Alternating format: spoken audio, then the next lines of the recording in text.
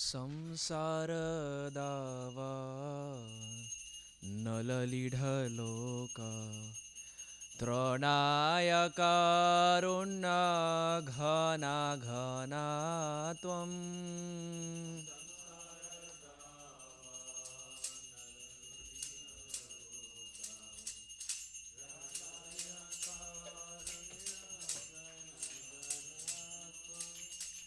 प्राप्तस्य कल्याण गुणानवस्य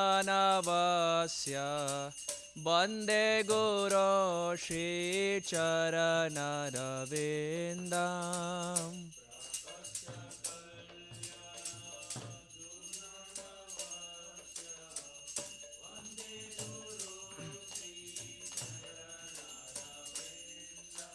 प्राप्तस्य कल्याण गुणरानवस्य वन्दे गुरो श्रीचरणरविन्दम्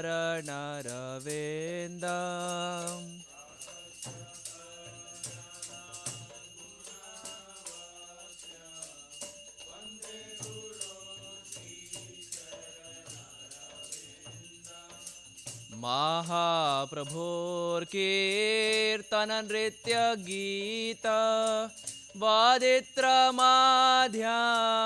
मनसोरसेन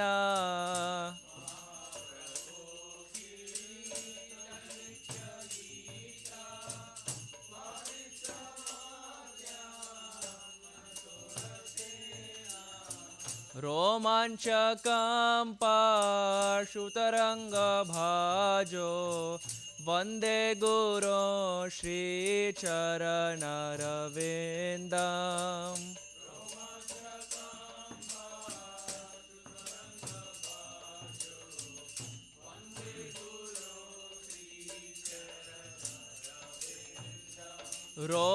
रोमाञ्चकं पाशुतरङ्गभाजो वन्दे गुरो श्रीचरणरविन्दम्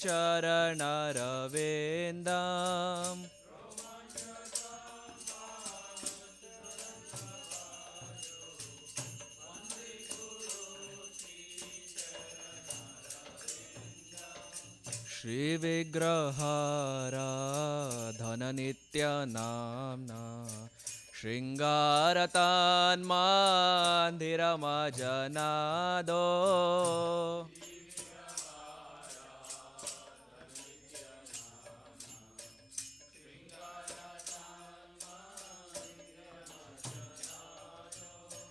युक्तस्य भक्तां स्तनयुञ्जतोऽपि वन्दे गुरो श्रीचरणरविन्दम्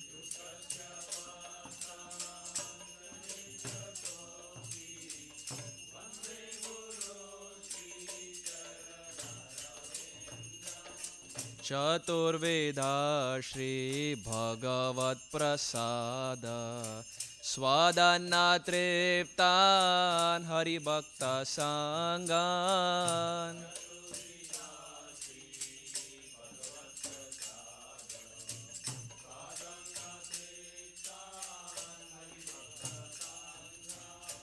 चतुर्विधा श्रीभगवत्प्रसाद स्वादन्नतृप्तान् हरिभक्तसङ्गान्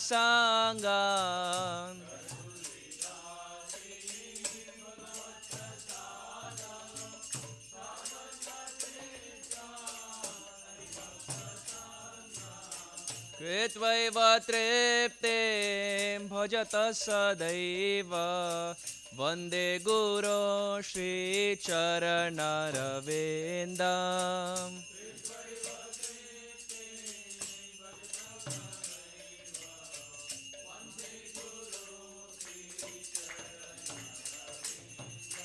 कृत्वैव तृप्तिं भजत सदैव वन्दे गुरो श्रीचरणरविन्दम्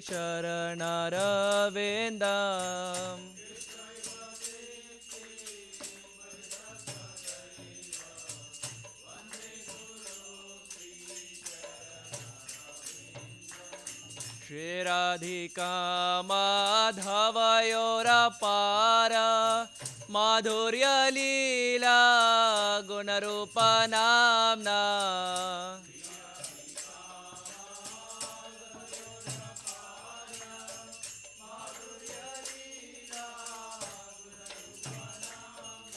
श्रीराधिका माधवयोरपार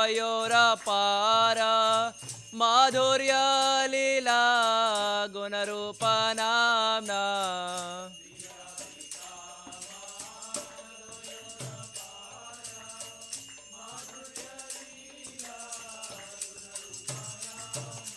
प्रतीक्षणा स्वाधनलोलुपस्य वन्दे गुरो श्रीचरणरविन्दम्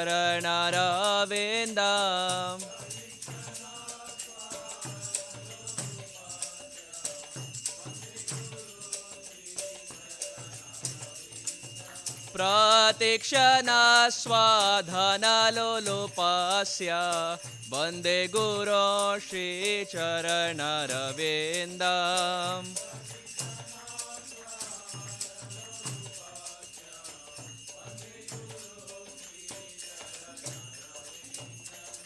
निकुञ्जयो नो रतिकेलिसिद्ध्यै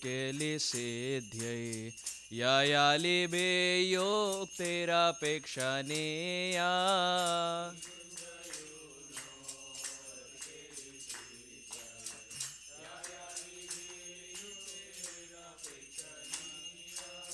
तत्र ते दक्षादतिवल्लभस्य वन्दे गुरो श्रीचरणरविन्दम्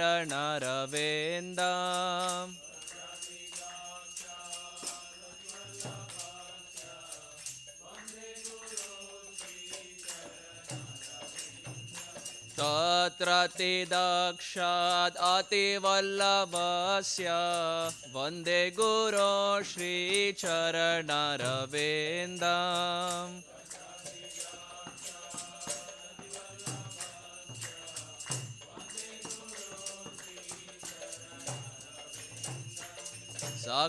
साक्षादरित्वेन समस्तशास्त्रैरुक्तस्तथा वा यत एव सद्भिः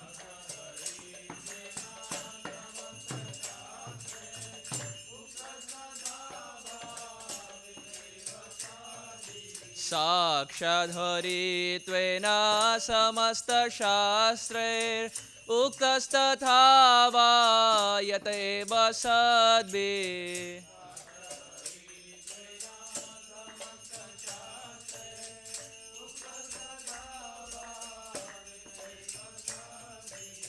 किन्तु प्रभोर्या प्रिय एव तस्य वन्दे गुरो श्रीचरणरविन्दम्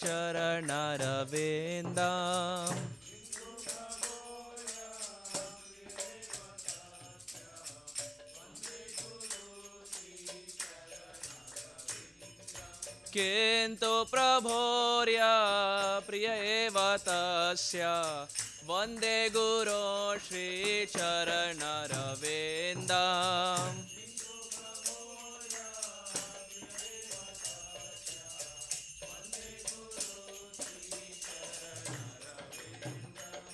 यस्य प्रसादात् भगवत्प्रसाद यस्य प्रसादात् न गति कुतोऽपि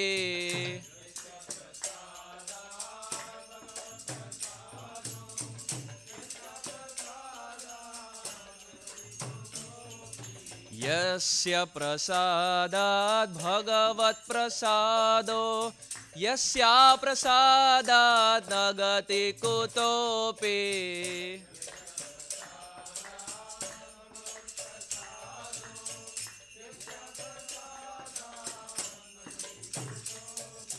ध्यायंस्तु वंस्तस्य यस्य स्त्रीसन्ध्यां वन्दे गुरो श्रीचरणरविन्दम्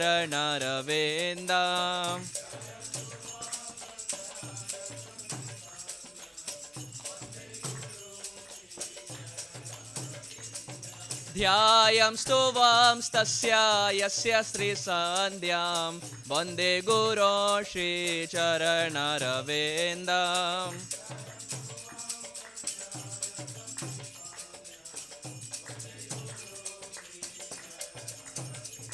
नमो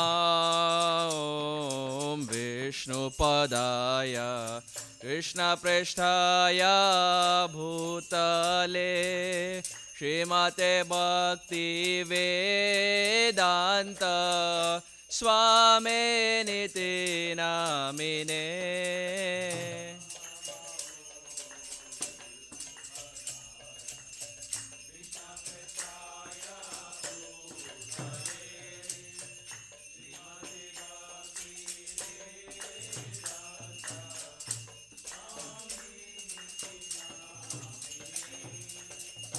नमस्ते सरस्वती देवे गौरवाणी प्रचारिणे निर्विशेष शून्यवादी पाश्चात्य देशतारिणे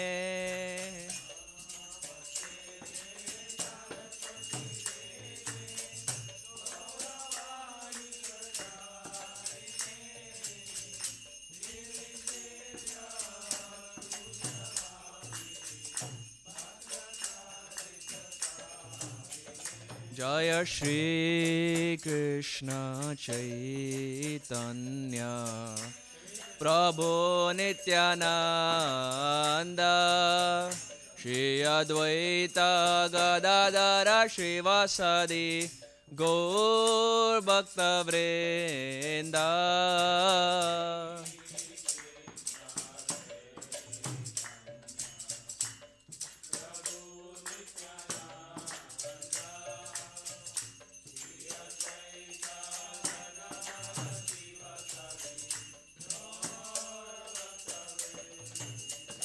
जय श्री कृष्ण चैतन्य प्रभु नित्यानंद श्री अद्वैत गदाधर श्रीवासदि गौर भक्तवृंद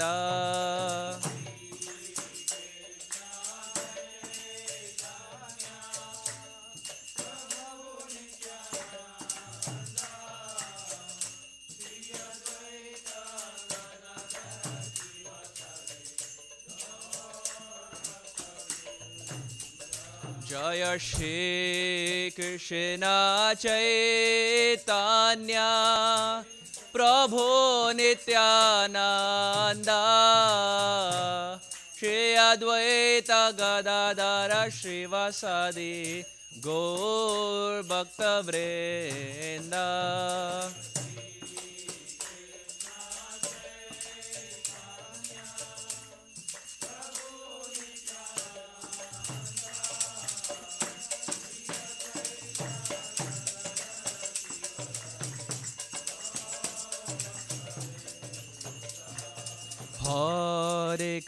Hare Krishna, Krishna Krishna, Hare Hare, Hare Rama, Rama Rama, Hare Hare,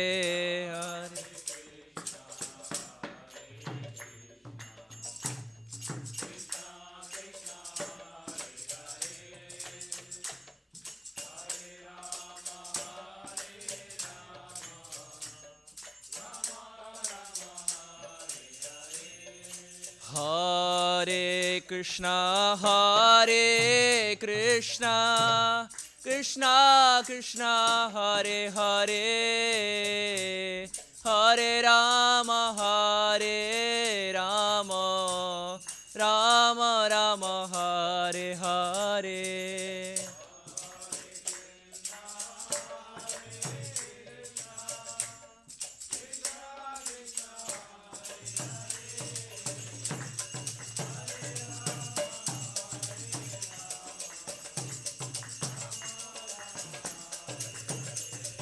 Oh Hare Krishna, Krishna Krishna, Hare Hare, Hare Ram, Ram Ram, Hare Hare.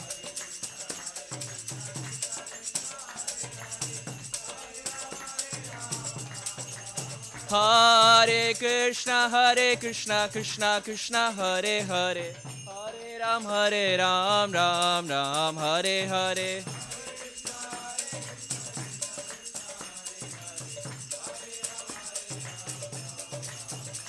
Hari Haraye Nama Krishna Yadavaya Namaha Yadavaya Madhavaya Keshavaya Namaha.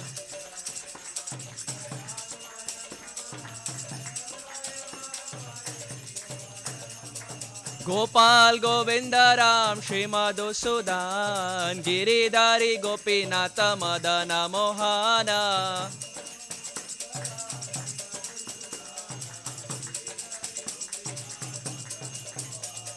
Shri Chaitanya Nityananda Shri Advaita Sita Hari Guru Vaishnava Bhagavata Gita.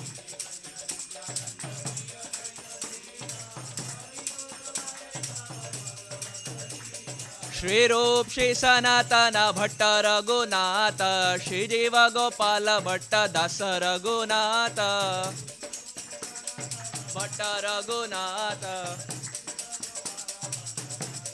Hare Krishna, Krishna Krishna, Hare Hare, Hare Rama, Rama Rama, Hare Hare.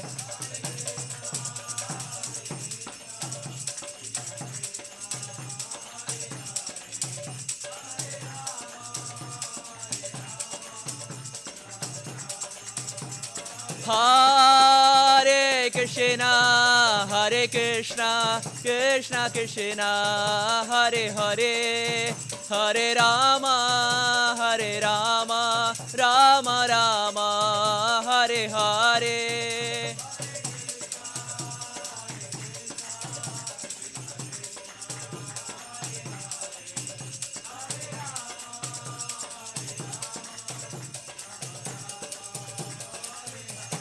Jaya Radha Nila Madhav Radha Nila Madhav Shri Radhe.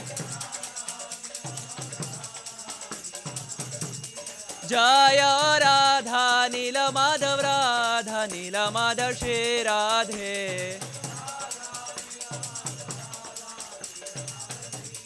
Jaya Jagannatha Jaya Jagannatha Baladeva Jaya Subhadra Devi.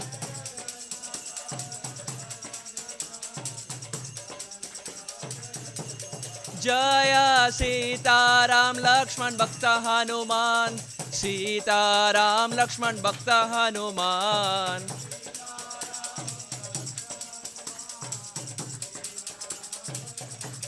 Jaya Narsinghadev Jaya Narsinghadev Narsinghadev Jaya Narsinghadev.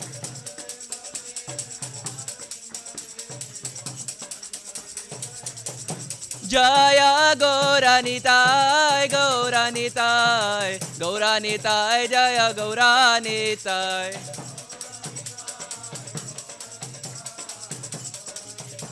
O Jaya Jai Prabhupada Prabhupada Prabhupada Srila Prabhupada.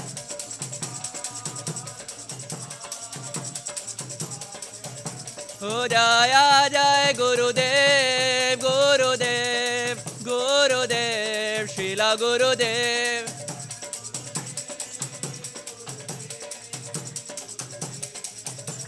Nitai Gaur Hari Bol Hari Bol Hari Bol Gaura Hari Bol Hari Bol Nitai Gaur Hari Bol.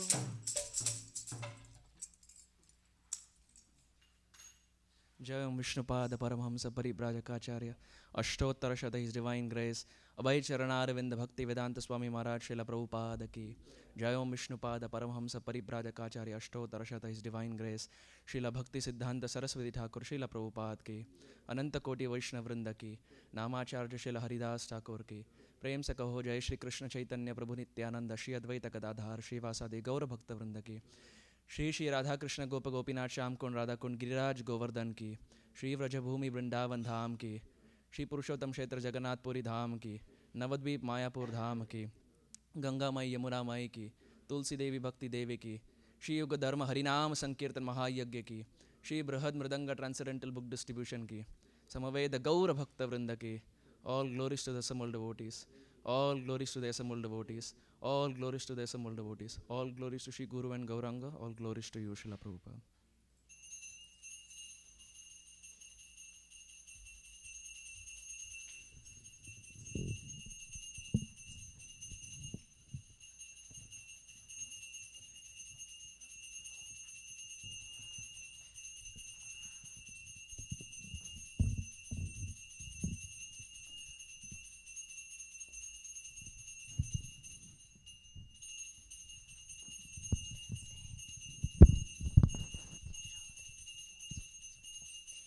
Namaste Narasimhaya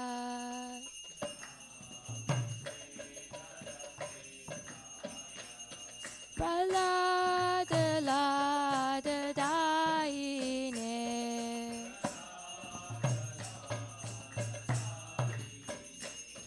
Hiranyakashipur Vakshaha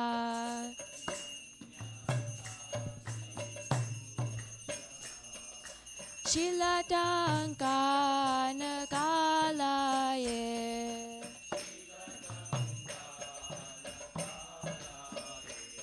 Hito Narsimha Parato Narsimha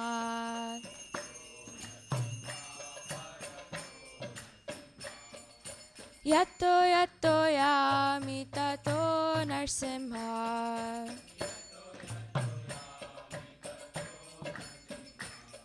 Bahir Narsimha Hridaye Narsimha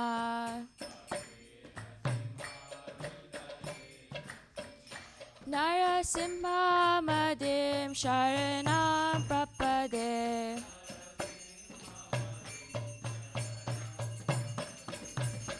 Tavakara Kamalavare Nakam Adbhuta Shringam Dalita Hiranyakashipu Tanubringam Keshavadita Narahari Rupa Jai Jagadisha Hare Jai Jagadisha Hare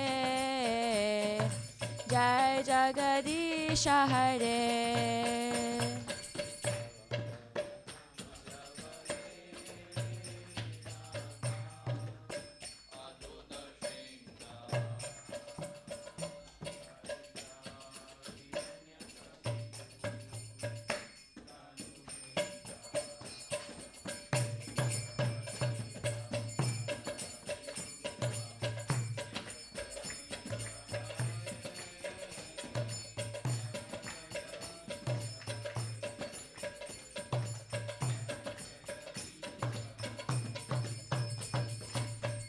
Keshavadita Narahari Rupa Jai Jagadisha Hare Jai Jagadisha Hare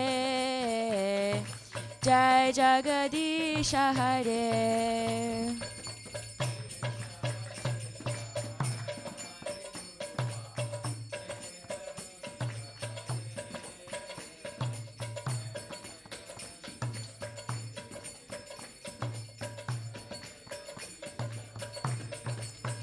Jaya Narsimhadev, Jaya Narsimhadev, Jaya Narsimhadev, Jaya Narsimhadev.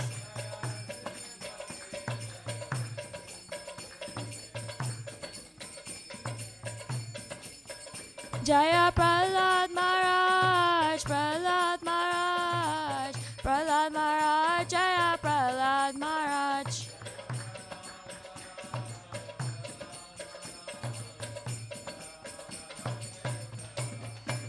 Jaya Prabhupada, Prabhupada, Prabhupada, Srila Prabhupada.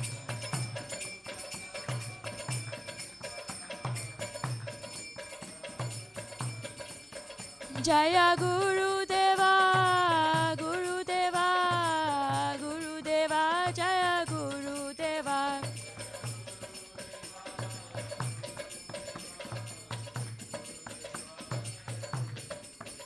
Nittai Gaura Hari Bol, Hari Bol, Hari Bol, Nittai Gaura Hari Bol.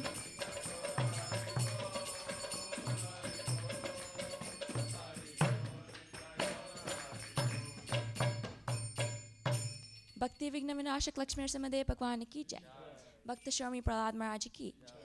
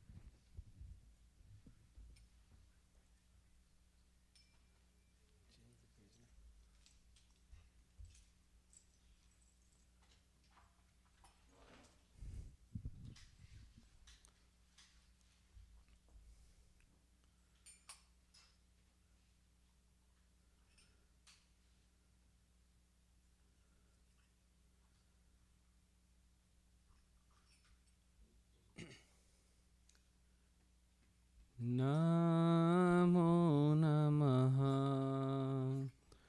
तुलसी कृष्णा प्रिया से नमो नमः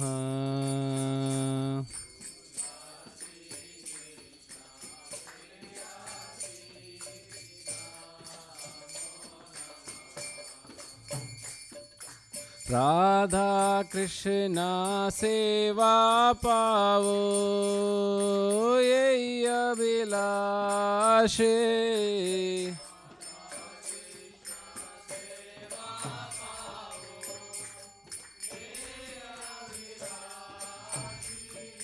राधा कृष्णा सेवा पाओ ये अभिलाषी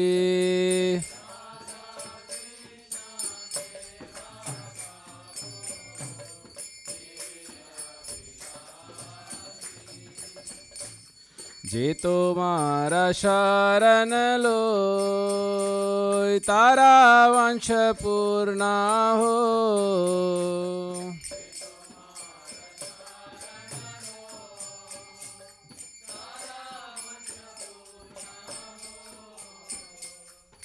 कृपा कोरे कोरो तारे वृंदावन वासी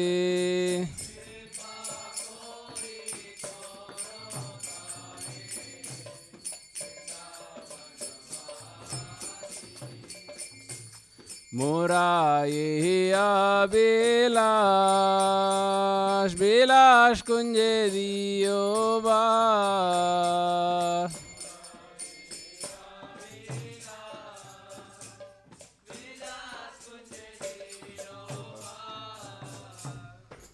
नयने हिर्बो सदा जुगल रूप राशि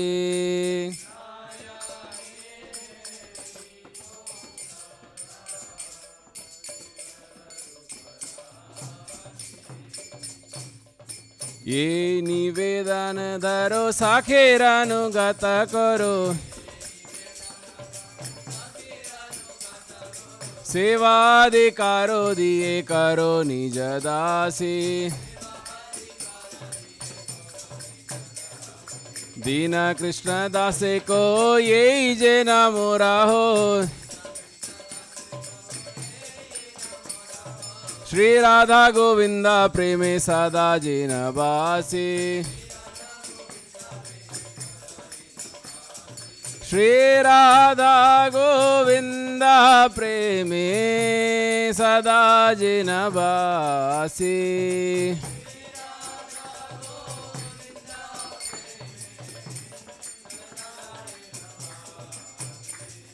यानि कानि च पापानि ब्रह्महत्यादिकानि च तानि तानि प्राणाशङ्क्ति प्रदक्षिण पदे पदे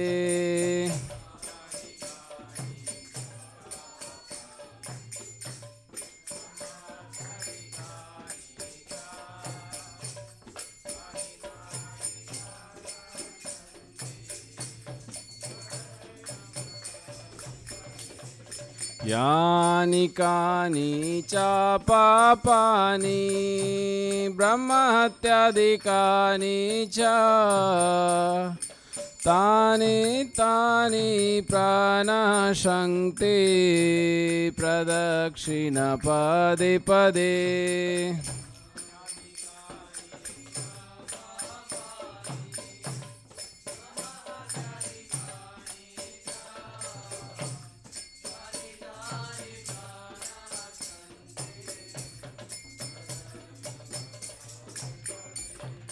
यानि कानि च पापानि ब्रह्महत्यादिकानि च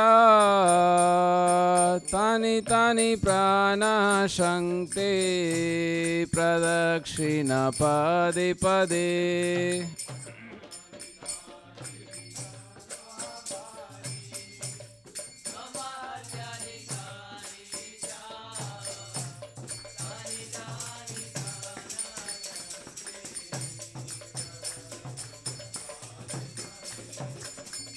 हरे कृष्णा कृष्णा कृष्णा हरे हरे हरे राम राम राम हरे हरे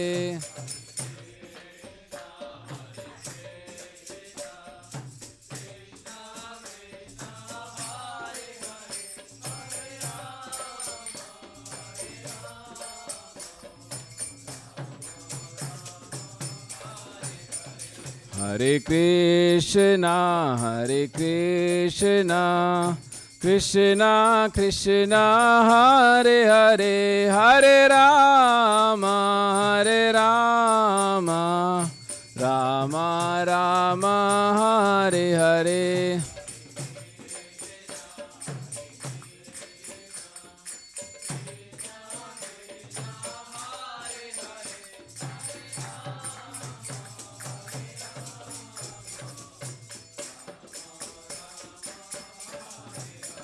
जयो तुलसी महारानी जयो तुलसी महारानी जयो तुलसी महारानी जयो तुलसी महारानी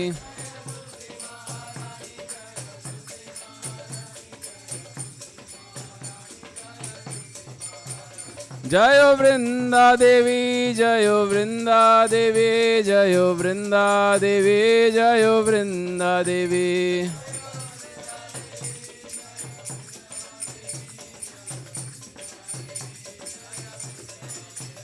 जयो जयो प्रभुपाद प्रभुपाद प्रभुपाद जयो जयो प्रभुपाद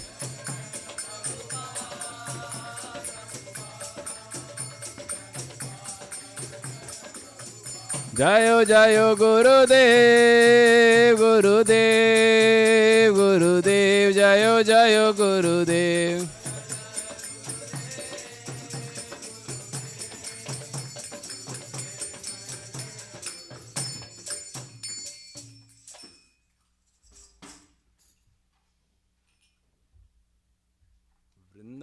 तुलसी देव्याय प्रियाय केशव शिचाय विष्णु भक्ति प्रति देवी सत्यवत्याय नमो नमः।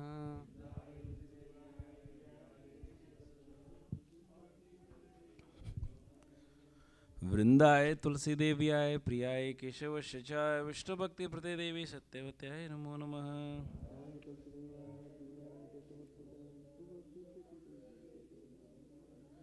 वृंदाय तुलसी देव्याय प्रियाय केशव शिचाय विष्णु भक्ति प्रदे देवी सत्यवत्याय नमो नमः।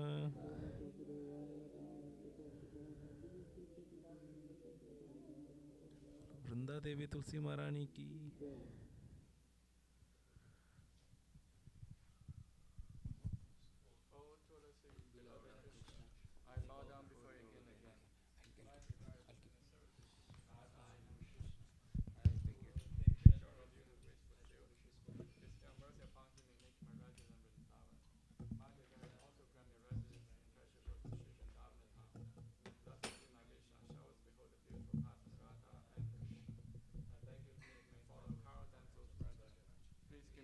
Devotional service and make my own maid servant.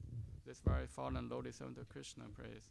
May I always swim in the love of Shri Radha and Govinda Shrimati Tulsi Maharani ki.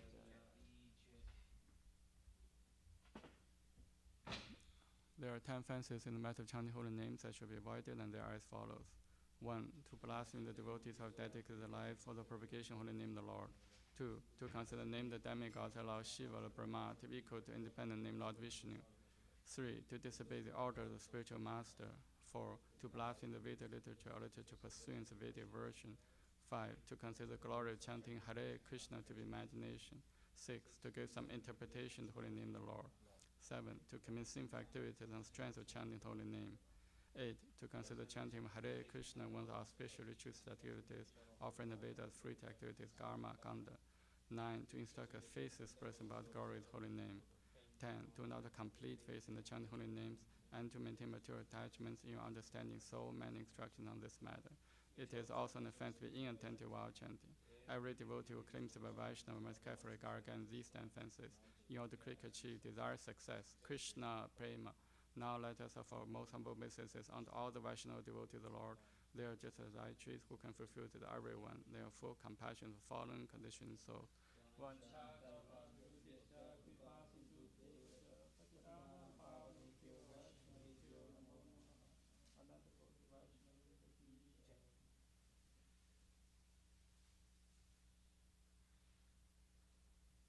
Shri Chaitanya Shikshatakam ki jai.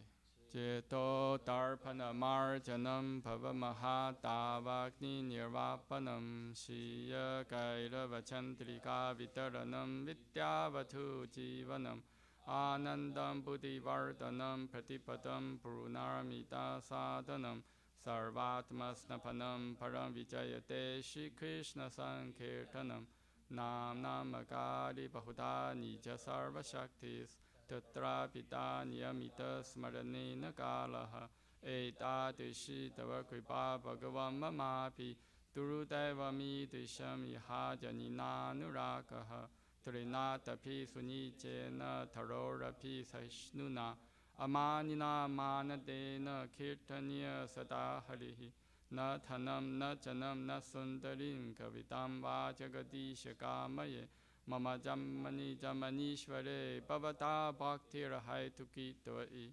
Ayinanda Tanuja Kinkaram Patitam Mam Vishame Pavam Buddha Kripaya Tava Pada Pankaja Sthitaturi Satisham Vichintaya Nayanam Garadashuru Daraya Vadanam Gadgada Rudaya Gira Purakai Nichitam Mapurkada Tavanama Karane Bhavishati Yuga itam nimishena chakshusha pravisha itam shunya itam jagat sarvam govinda virahe name ashirishava padaratam pinnashtumam adarshanam marmahatam karotuva yatha tatha va vidatatu lampato matprananatha susa eva na paraha Hare Krishna Krishna Krishna Hare Hare Hare Rama, Rama Rama, Hare Hare, Shri Chaitanya Shikshastakam ki jai. Glory to Shri Krishna Sankirtana, which cleanses the heart of all the dust accumulated for years and extinguishes the fire of conditional life or repeated birth and death. This Sankirtan movement is prime benediction for humanity at large, because it spreads the rays and benediction moon. It is the life of all transcendental knowledge. Increase ocean transcendental bliss.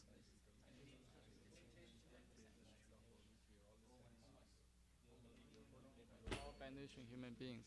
Thus you have hundreds of millions of names like Krishna and Govinda. In these transcendent names you have vested all your transcendental energies. There are not even hard and fast rules for chanting these names. O my Lord, out kindness enables us to easily approach you by holy names, but I'm so unfortunate and no attraction for them.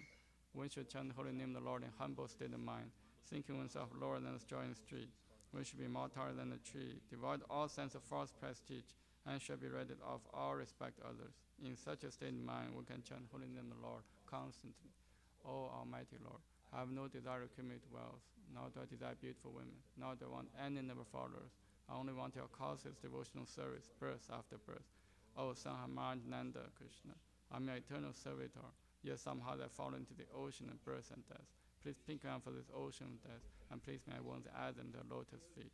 O my Lord, while my eyes be decorated with tears of love flowing constantly when I chant the holy name, while my voice choke up, or the hair of my body stand and the recitation of your name. O Govinda, feeling your separation, I'm feeling wounded to be like a great landing. Tears are flowing, my eyes are torrents of rain, and I'm feeling all awakened in the world in your absence.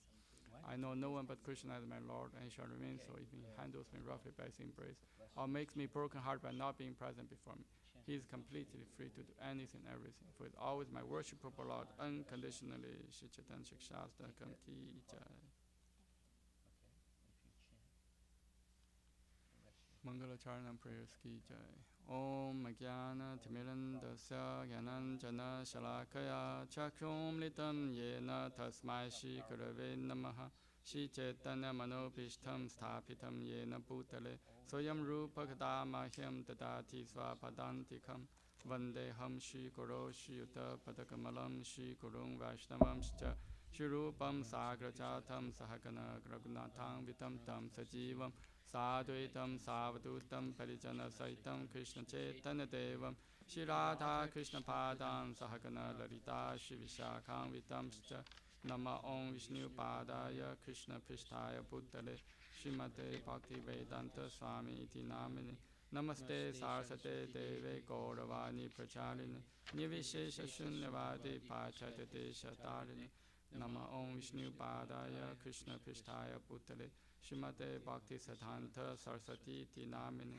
Shri Varshabhanavi Devi Daitaya Kripaptaye Krishna Sambandha Vijnana Dayine Prabhavin Namaha Madhuryo Jala Premadya Shri Rupa Nuga Bhaktita Shri Gaura Karana Shakti Vigrahaya Namostate Namaste Gauravani Shri Mutaye Dinadarini Rupa Nuga Viruddha Pasiddhanta Dvanta Harini Namo Gaura Kishoraya Sasha Vairagya Mutaye Ripalambara Sambodhe Padam Pujayate Namaha Namo Bhaktivinodaya Sachidananda Namini Gaura Shakti Swarupaya Rupanuga Varayate Gaura Virbhava Bhumistvam Nirdeshta Sajanapriya Vaishnava Sarvabhauma Shri Jagannatayate Namaha Namancha Kalpatarubhishcha Kripa Sindhu Pyevacha Patitanam Pavnebhyo Vaishnavebhyo Namo Namaha Namo Mahavadanyaya Krishna Prema Padayate Krishnaya Krishna Chaitanya Namne Gaurate Shen Namaha Panchatattvatmakam Krishnam Bhakta Rupa Swarupakam Bhaktavataram Bhaktakyam Namami Bhakta Shaktikam Hey Krishna Karna Sindho Dinapanto Jagapate Gopesha Gopika Kanta Radha Kanta Namostute Jayatam Sroto Pangor Mamamanda Materkati Masarvasva Padam Bojo Radha Matana Mohano Divyat Vindarana Kalpajumadaha Shimadranagara Singhasanasto Shimadradha Shila Govinda Devo Krishtalipi Sevamano Smarami Shiman Rasarasarampi Vamsi Vata Tatastita Karasham Vinusanerko Pir Gopinatha Shiyestuna Tapta Kanchana Gaurangi Radhe Vrindavaneshwari Vishabhanusate Devi Pranamami Hari Priye Jai Shri Krishna Chaitanya Prabhu Nityananda Shri Advaita Dada Srivasadi Gaura Bhaktavinda Hare Krishna Krishna Krishna Hare Hare Hare Rama Rama Rama Hare Hare. Jai Shri Brahma Samhita Ki Jai. Ishwara Parama Krishna Sachidananda Vigraha Anadirade Govinda Sarvakarana Karanam Chintamani Prakara Satma Sukha Praviksha Lakshariteshu Surabhira Vipalayantam Lakshmi Sahasra Shatasam Brahma Sevimanam Govindamadi Purusham Tamaham Bhajami. Venum Kanantam Aravinda Dalayataksam Parharvatam Samasitam Buddhasundarangam Gandharva Koti Kamaniya Vishesha Shobham Govindamadi Purusham Tamaham Bhajami. Alola Chantakala Savanamadavam Shri Ranangadam Pranayakeli Kalavilasam Shamam Chibangalaritam Yata Prakasham Govindamadi Purusham Tamaham Bhajami. Anyanya Sakalendya Vittimanti Pashanti Panti Kalayanti Chiram Jaganti Ananda Chimmaya Sadhu Chala Vigrahasya Govindamadi Purusham Tamaham Bhajami. Advaitam Achyutam Anadim Anantarupam Adyam Purana Purusham Navayovanam Cha Vedeshu Durabam Madurabam Atma Bhakto Govindamadi Purusham Tamaham Bhajami. Vantastu Koti Shatavasara Samprakami Vayurathapi Manaso Munipungavanam Sopyasti Yat Prapada Simya Vichinta Tatve Govindamadi Purusham Tamaham Bhajami. Ekopya Sora Chaitum Jagatanta Kotim Yachakirasti Jagatanta Chayayatanta Antantrasta Paramanu Chayantrasta Govindamadi Purusham Tamaham Bhajami. Yat Bhava Pavitatiyo Manujasateva Samprapya Rupa Mahimasana Yana Pusha Suktaryam Eva Nikama Patitaistu Vanti Govindamadi Purusham Tamaham Bhajami. Ananda Chinmaya Rasa Patibhavitapi Stapi Eva Nijarupta Yakalapi Goloka Eva Nivasatya Kilatma Bhutto Govindamadi Purusham Tamaham Bhajami. Premanjana Shruta Bhakti Vilochanena Santa Sateva Hridayeshu Vilokayanti Yam Shama Sundar Machintya Guna Swarupam Govindamadi Purusham Tamaham Bhajami. Ramati Murti Shukalanya Menatishtam Nanavatara Makarogo Neshu Kintu Krishna Swayam Samabhava Paramapumam Yo Govindamadi Purusham Tamaham Bhajami.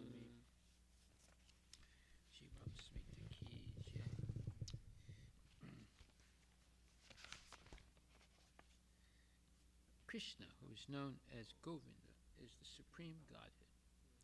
He has an eternal blissful spiritual body.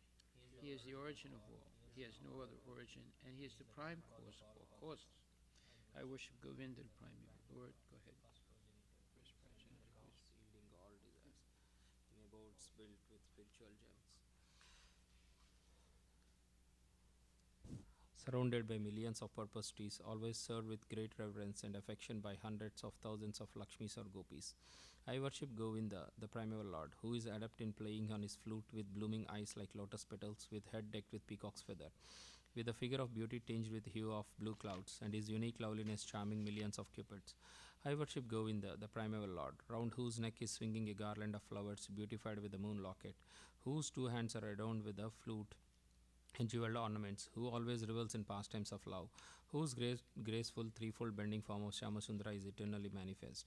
I worship Govinda, the primeval Lord, whose transcendental form is full of bliss, truth, substantiality, and is thus full of the most dazzling splendor. Each of the limbs of the transcendental figure possesses in himself the full-fledged functions of all the organs, and eternally sees, maintains, and manifests the infinite universes, both spiritual and mundane. I worship Govinda, the primeval Lord, who is inaccessible to the Vedas, but obtainable by pure unalloyed devotion of the soul, who is without a second, who is not subject to decay, is without a beginning, whose form is endless, who is the beginning and the eternal Purusha, yet he is a person possessing the beauty of blooming youth. I worship Govinda, the primeval Lord, only the tip of the toe of whose lotus feet is approached by the yogis who aspire after the transcendental and betake themselves to pranayama by drilling the respiration, or by the jnanis who try to find out the non-differentiated Brahman by the process of elimination of the mundane, extending over thousands of millions of years.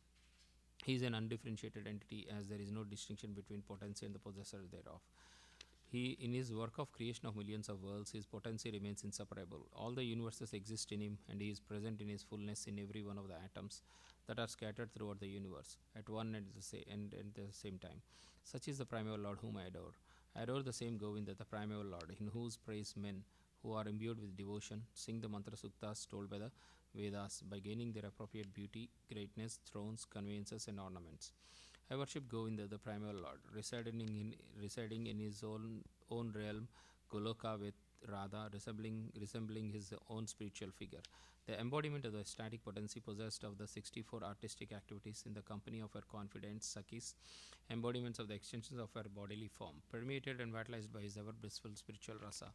I worship Govinda, the primeval Lord, who is Shyamasundara, Krishna himself with innumerable attributes, whom the pure devotees see in their heart of hearts, with the eye of devotion tinged with salve of love. I worship Govinda, the primeval Lord, who manifested himself personally as Krishna and the different avatars in the world in the forms of Rama, Nrisimha, Vamana, etc., as his subjective portions. Shri Ramasmita ki jai.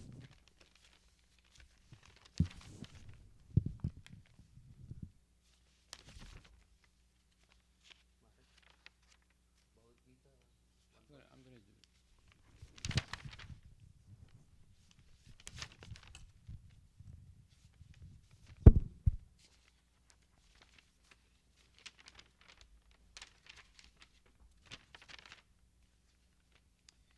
Glorification of the Srimad Bhagavatam. Om Namo Bhagavate Vasudevaya. Janmad Yasya Yata Yad Itaratas Chartesu Vigya Swarat Tene Brahma Hidaya Adhikavaye Muyanti Yat Suryaha Tejo Varimidam Yata Vinimayo Yachar Chisargo Misha Damna Svena Sada Nirasta Kuhakam Satyam Param Dimahi. O my Lord, Shri Krishna, son of Vasudeva, O all-pervading personality of Godhead, I offer my respectful obeisances unto you.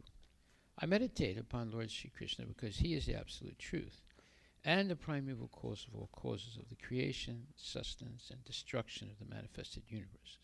He is directly and indirectly conscious of all manifestations, and he is independent because there is no other cause beyond him.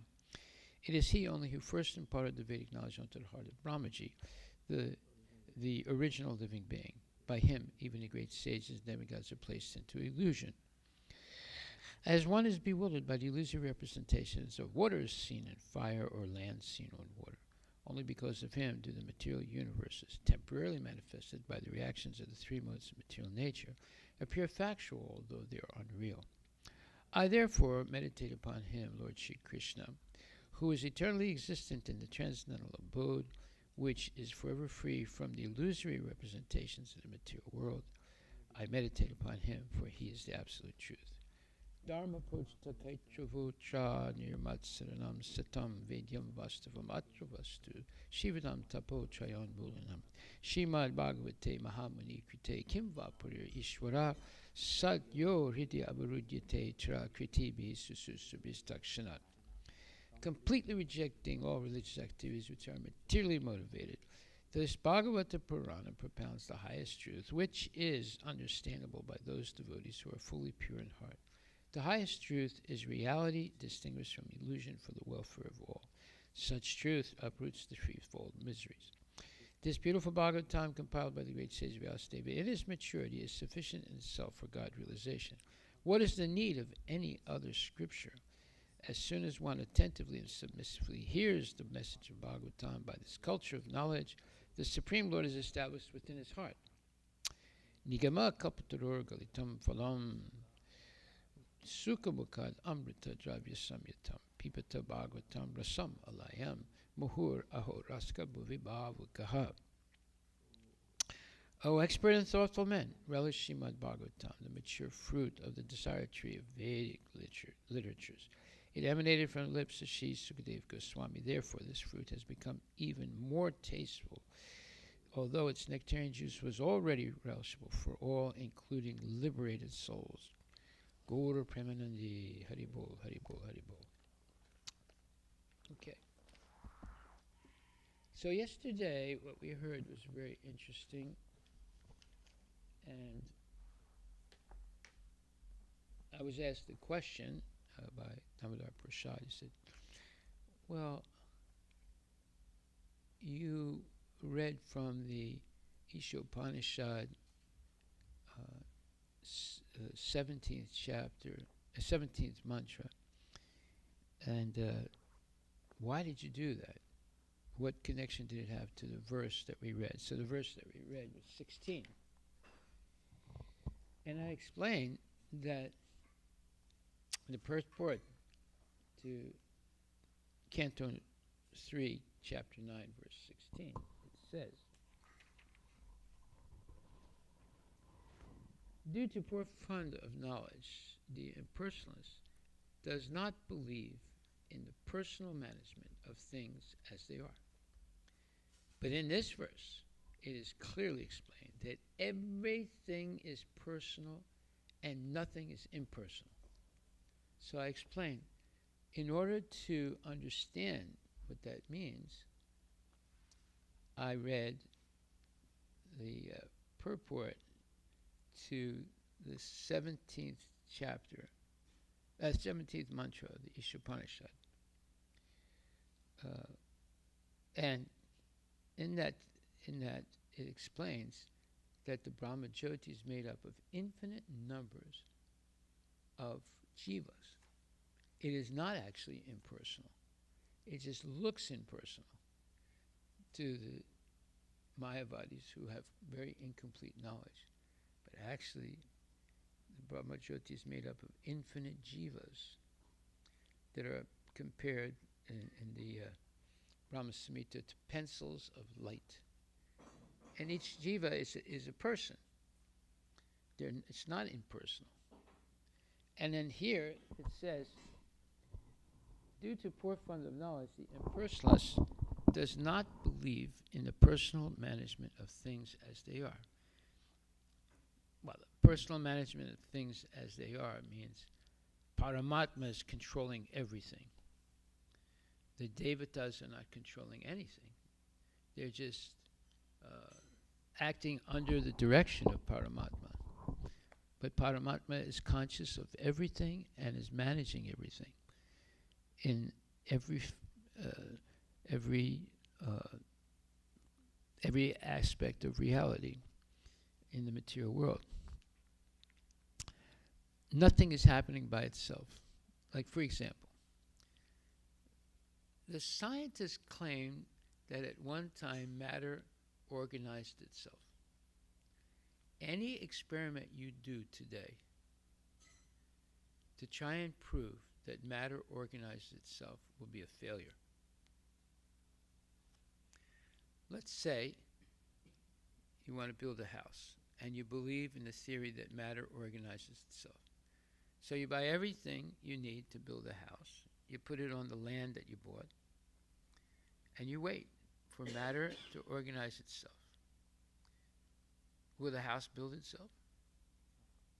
No, it won't. And over time, people say, that guy's crazy. Let's just go steal all that stuff and use it ourselves to build a house. So the house is not going to be built because you put all the materials on your property and you're waiting now for nature to organize itself.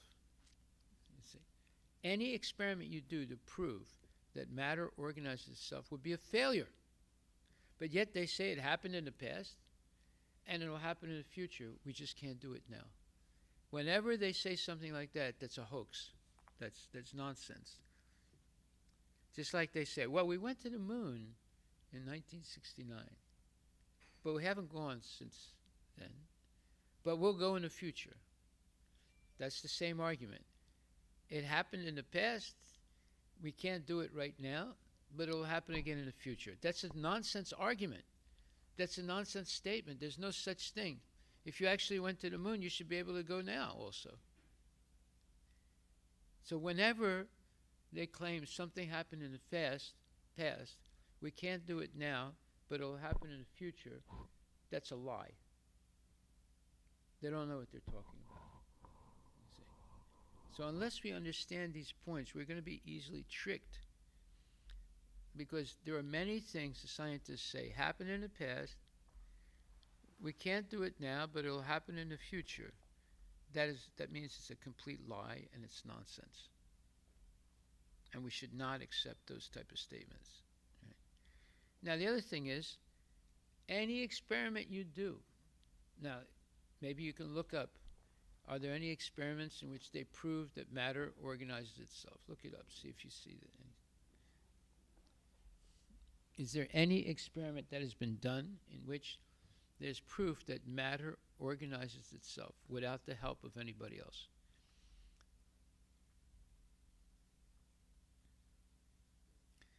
They might give some kind of phony explanation. But any experiment you do to see if matter organizes itself, it will be a failure. You got something?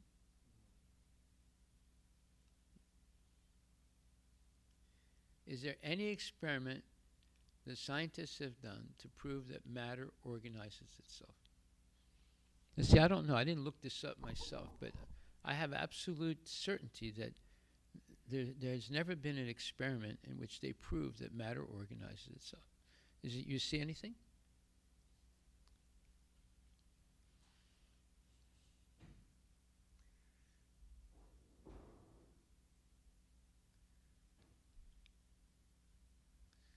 You see how the whole thing is a hoax.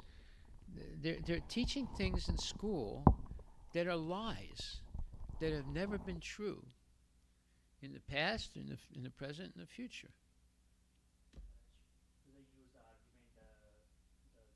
Are you asking a question? Do they use?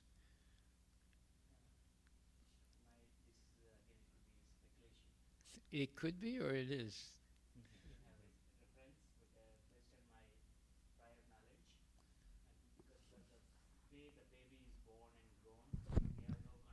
Here, take them on.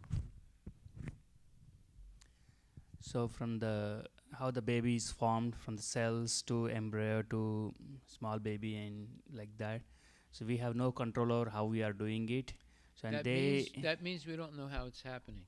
exactly. So at the time they are referring it as a matter organizing itself. No, it's So- not matter organizing itself.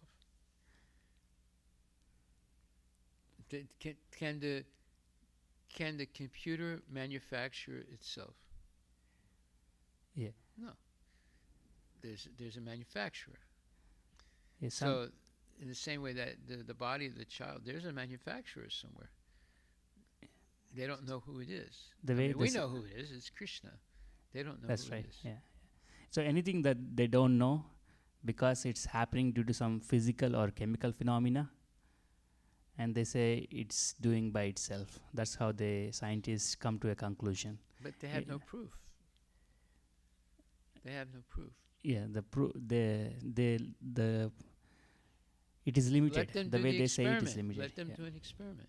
Yeah, exactly. They say, well, see, the baby's, well, somebody else is controlling that. You're not controlling Exactly. it. Yeah. Yes. Because of the limited knowledge, they can't attribute certain phenomena to There something. has never been an experiment Yeah. to prove that matter organizes itself. It's only theory and their own conclusions and what's happening. No, they'll say it happened in the past. We can't do it now. It'll happen in the future. Okay, It's all yeah. nonsense. These are all nonsense statements. But yet people believe it, and they teach it as science. Okay, now look up Russian scientist claims the United States never went to the moon. This is recent in the news, a couple days ago.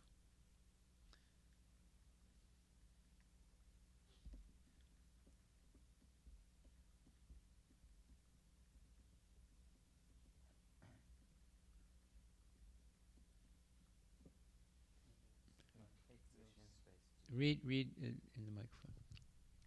Ex-Russian space chief claims NASA's moon landings were fake 3 days ago. 3 days ago. What's his argument? Basically, he's saying they claim they went to the moon in the past, and since then they have not gone to the moon. But as a scientist, I know that the technology they had in 1969 was not capable of landing a spaceship on the moon. But they claim they went, but there's no proof. He asked for the proof, and he apparently only received a copy of a book by cosmonaut Alexei Lenov. A book, they got a book. Yeah, you see, the whole thing is a hoax. But yet they teach it as science. This is what's going on a major scale. And like I said, if you're going to lie, make it such a big lie that people will be afraid to challenge it. Because it means that for the last 60 years, they've been living in an illusion, believing something that's not true, that was taught as science to their kids. And many people have argued that, you know, if you go against this science, that you will lose your job, this thing will happen, that thing will happen. So they're using intimidation to force people to believe things that are not true. They were never true. The whole thing was staged. You see. So the point is, it's such a big lie that people are afraid to admit it, because if they admit it, they have to admit that for 60 years they've been believing something that's completely false. And on the basis of that falsity, billions of dollars have been collected and wasted on false research. Billions and billions and trillions of dollars. So it's such a big lie that people are afraid to admit it, that it's a lie. Because it would completely make the people in the world lose confidence in these scientists. They would realize they're not scientists; they're a bunch of bluffers, cheaters, liars, and governments also liars, and spending huge amounts of money for no reason at all, that could have been used to help society. So, never was there an experiment done to prove that matter organizes itself. They never went to the moon.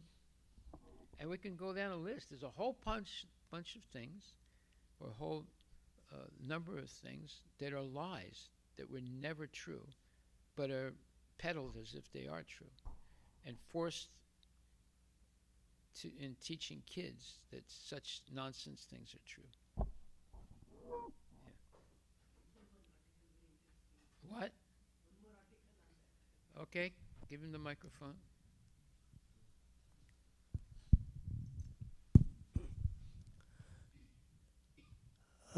This one published 2020, Maharaj.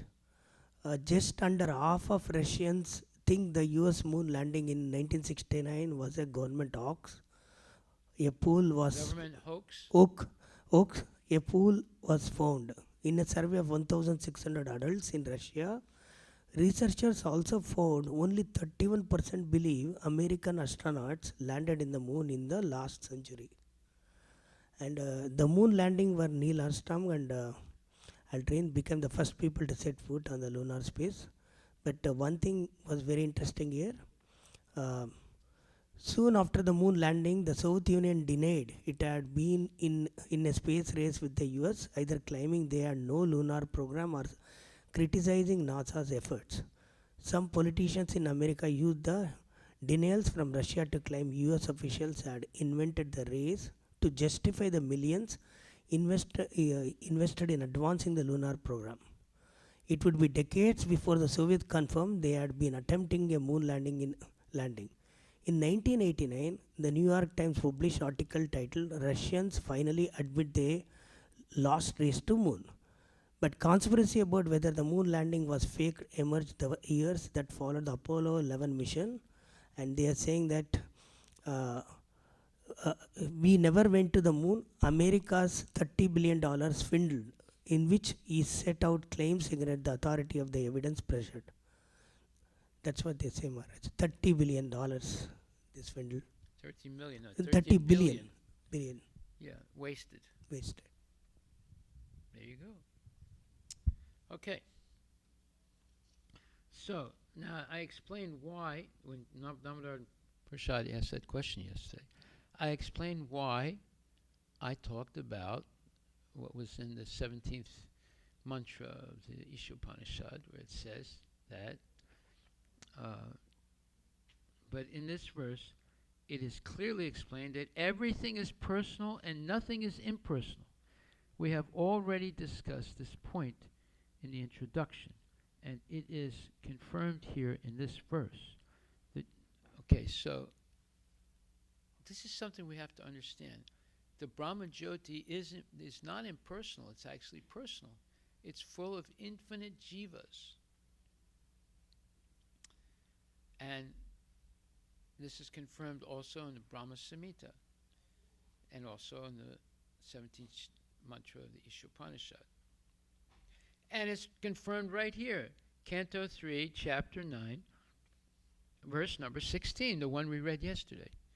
It says, but in this verse, it is clearly explained that everything is personal and nothing is impersonal.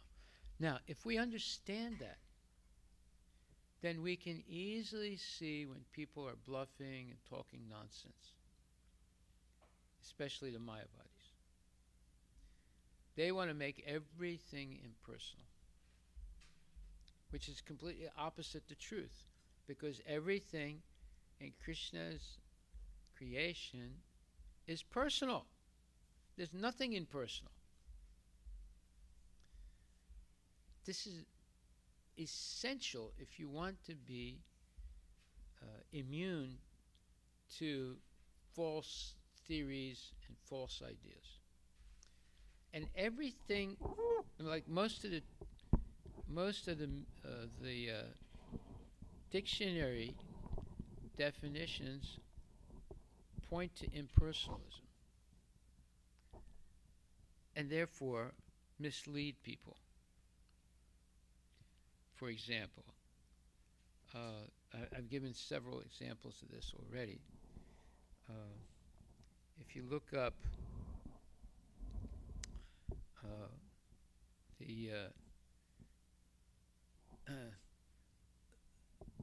the idea of okay, what is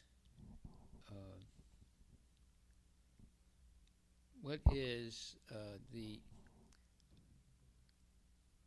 okay, what is knowledge? Look that up.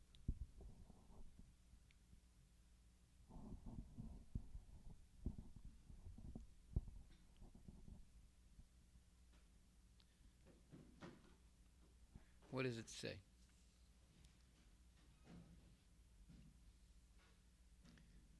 What's the definition they give?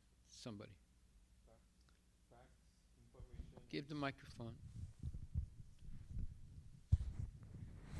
Hare Krishna Maharaj. The knowledge definition is facts, information, and skills acquired by a person through experience or education. The theoretical or practical understanding of a subject. And second meaning is awareness or familiarity gained by experience of a fact or situation. Okay. So now, if we look up in Bhagavad Gita the definition of knowledge,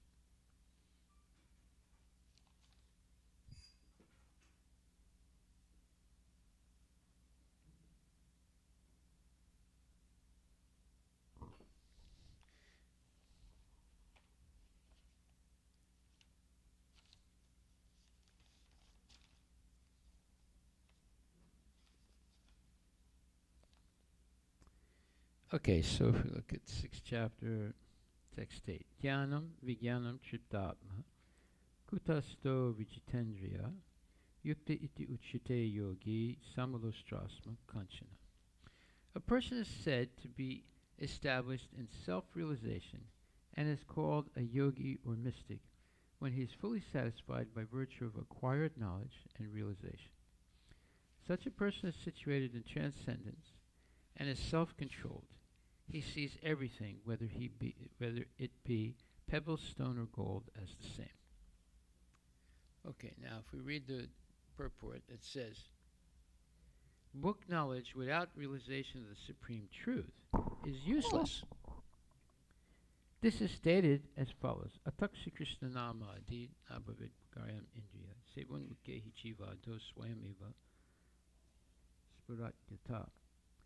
No one can understand the transcendental nature of the name, form, quality, and pastimes of Sri Krishna through his materially contaminated senses.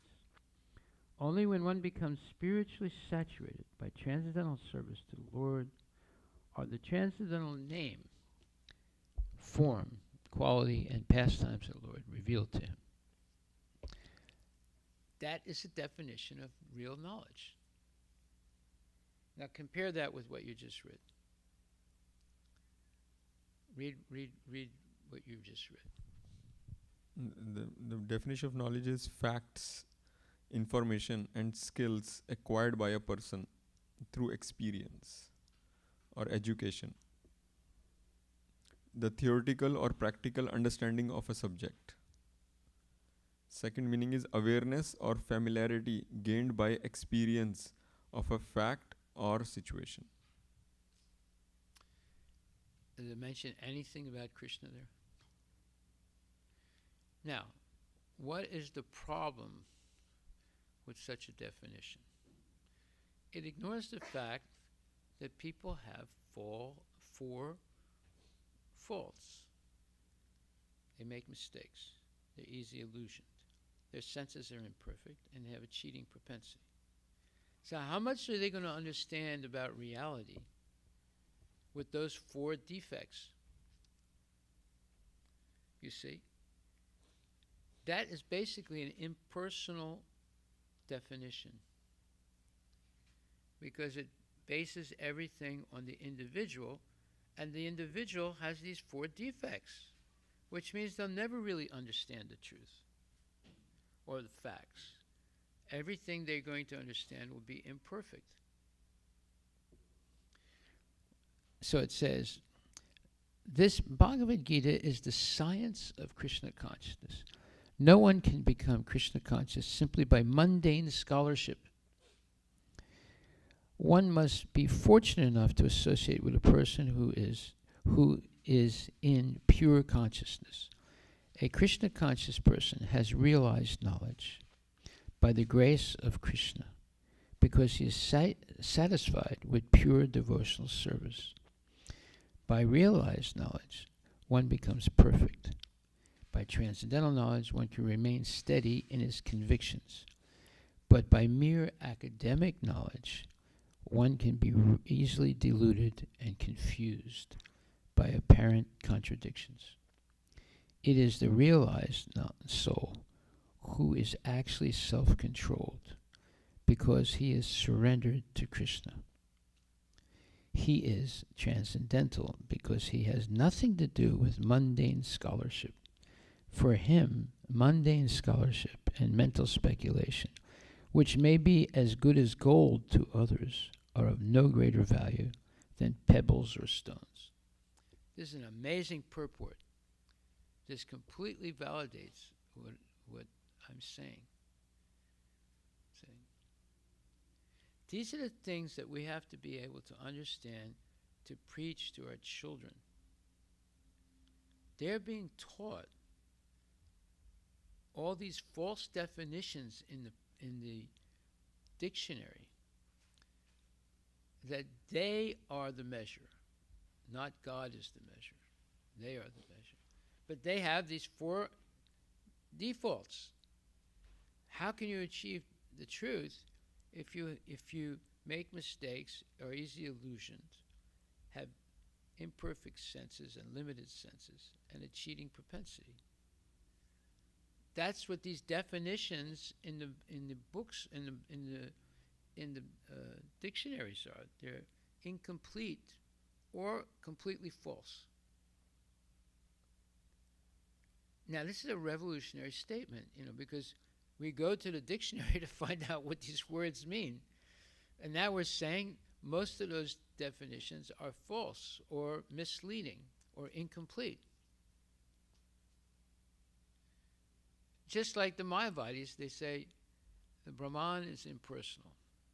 But what did Prabhupada say here in this purport? 3, 9, 16. But in this verse, it is clearly explained that everything is personal and nothing is impersonal. So, who are we going to believe here? You see, it takes 60 to 80 years to understand that they never went to the moon. The whole thing was staged. They didn't even have the technology to go to the moon 60 years ago, or 80 years ago, whatever. And the proof is they haven't gone to the moon since then. And they're talking about going to the moon in the future. So that's the false argument. It happened in the past. We can't do it now, but we'll do it in the future. The whole thing is false from beginning to end. But yet we still believe it. This is how great a big lie is. If you're going to lie, you have to make a big lie. So big that people are afraid to challenge it because it would upend their whole existence of everything they believe in. For 60 years, they've been teaching kids, we went to the moon, the greatest achievement of America. And it's a lie. Okay.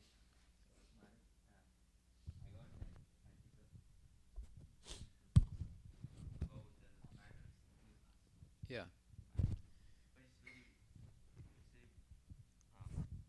Long article, maybe I can forward later. But they say that the title is 70-year-old quantum prediction comes true as something is created from nothing. And then they talk about we have learned something is created from nothing. Yeah. How can something be created from nothing? So that's what they explain, that we have learned how to create matter under specific explicit conditions by colliding two quanta together at high enough energies so that equal amounts of matter and antimatter can emerge, so long as E is equal to mc square allows it to happen. So that's the line, but it's a very big article. They explain how matter is created from matter. I mean, that's what that article says. I can send it to the group or something later. No, matter is created from energy, not matter. That's what they say, matter is from matter. But yeah. They say matter is from matter? Yeah. Then how did the matter get there? That's another question, but yeah.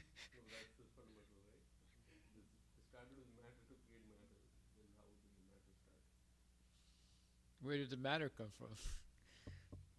No matter, no matter. No, you see, it's all nonsense.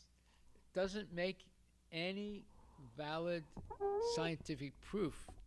No, but even if, let's say, they say from energy matter is created, which is known, but what is the impetus for the energy to form into the matter? Well, the Einstein's, point is that energy and matter are interchanging. Yeah, I think it's energy only. They said that, yeah, it was thought that the highest particular energies of all would be needed to produce these effects. So basically it's from energy, they're saying. Yeah, but see, they have never done it. They've claimed they've done it, but they've never done it actually in their cyclotrons and things like They that. did some experiment, I think, through some rays and showing like how it creates the matter. But yeah, it's very big article. Look, if you could create matter from energy, you would be the richest person in the world. They haven't really done it. If they did, they would be able to do things with it, right? You could build, buildings, and you could build airplanes. You can build so many things if you were able to change energy to matter.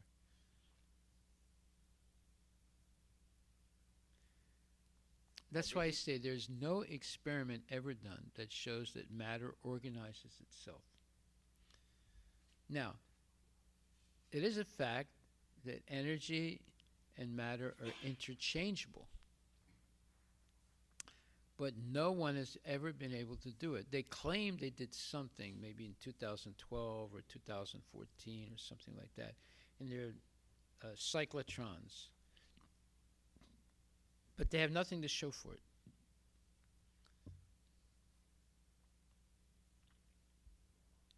Okay. Yeah.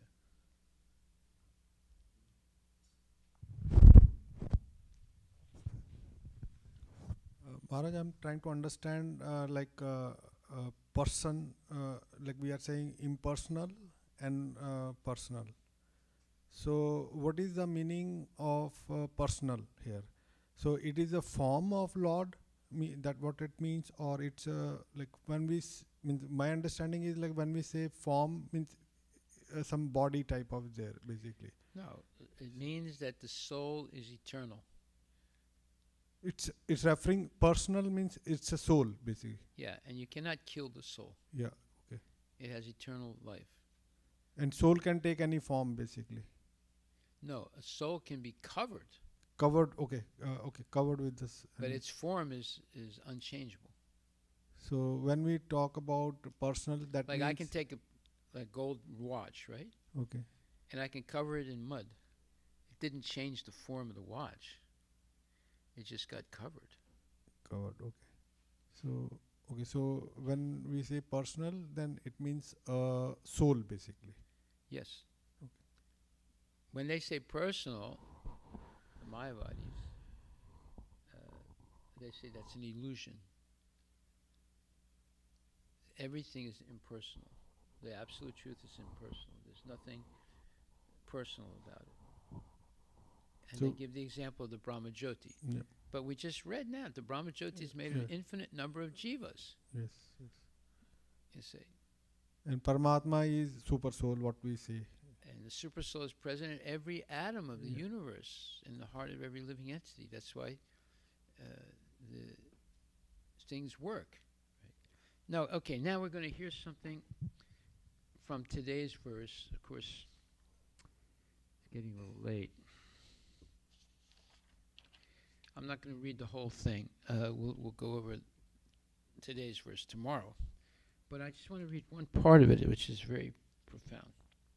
In Bhagavad Gita, the Lord asks everyone to give up all other occupational duties and absolutely engage in archana, worship activities, or in pleasing the Lord. But almost no one is attracted to such archana activity.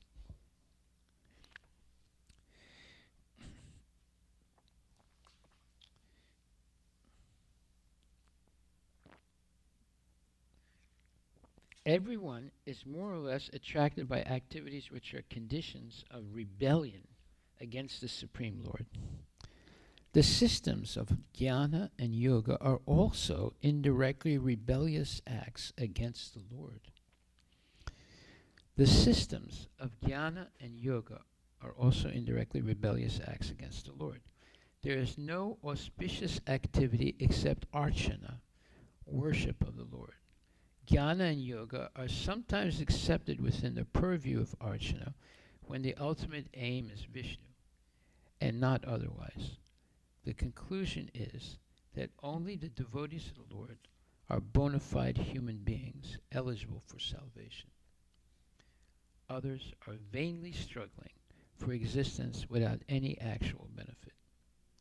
These huge statements are being made here in this verse.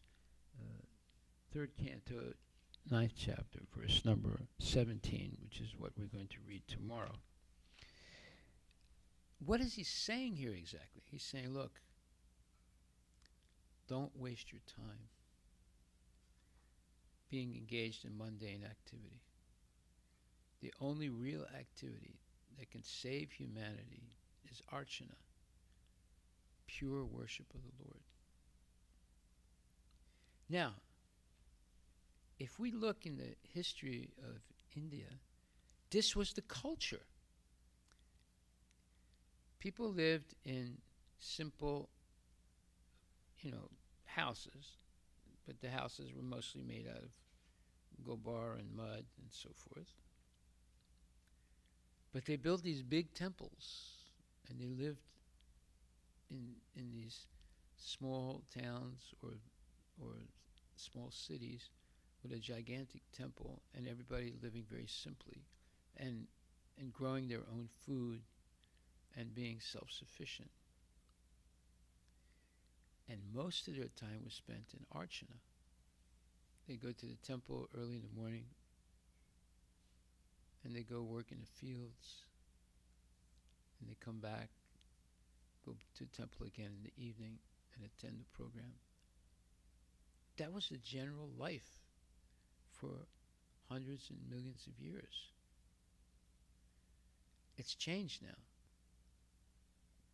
People are not spending much time doing archana. They're spending most of their time trying to make money. Now, to tell people today, look, in Bhagavad Gita, the Lord asks everyone to give up all other occupational duties and absolutely engage in archana activities or in pleasing the Lord. But almost no one is attracted to such archana activity. We have to take this seriously, what is being said here. We have to try and understand what's being said. That the whole society today is to take you away from archana, or worshiping Krishna, and keep you so busy and in anxiety to make money, you don't have any time. But yet, what Prabhupada is saying here is that the Lord asks everyone to give up. In other words, Krishna is asking everyone, give up all other occupational duties and absolutely engage in archana activities or in pleasing the Lord. This is huge. How can we deal with this statement? We have to think about it very seriously. Can we actually survive by only engaging in archana activities? But look what's happened. Prabhupada opened a temple in New York City with a few dollars. He didn't know how to pay the second rent. And he built this gigantic organization where people go out every day chanting in the streets, dancing, distributing books. They come back, they worship the deities, and singing. They're hearing lectures. They don't go to the factory. They don't. There's so many things that they don't do that people are doing. They're spending all their time in archana, and they're surviving. Right now, that people say, "Oh, what about if you have wife and kids and you have to do this, you have to do that." Not really. Prabhupada wanted the Grihastas mostly to live in farms and grow their own food and be self-sufficient. He didn't want them to be working in factories.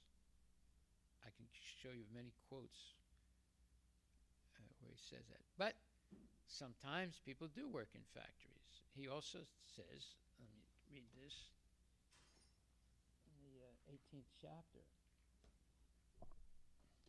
And we'll stop with this. 18th chapter says,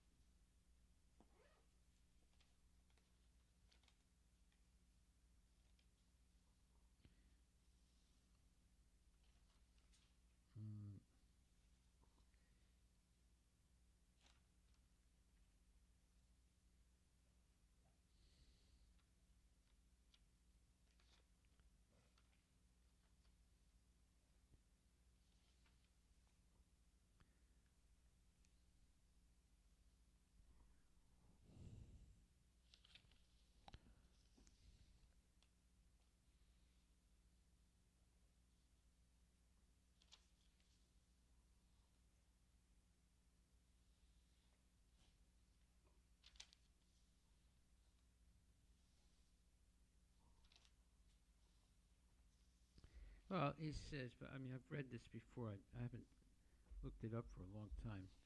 He says there are many devotees who work in factories, but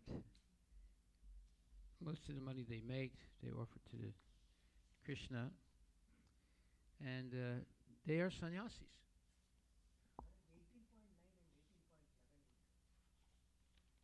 18.9.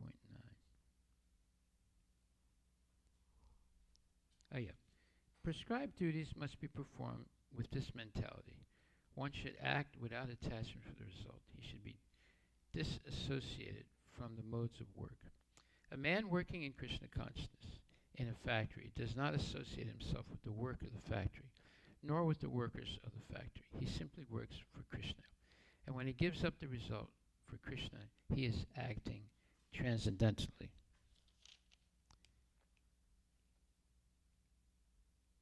Is that what you were talking about?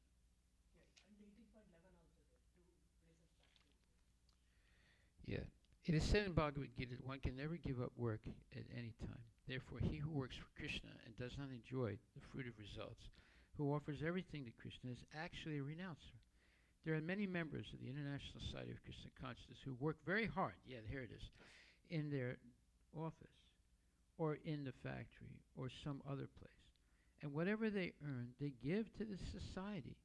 Such highly elevated souls are actually sannyasis and are situated in the renounced order of life.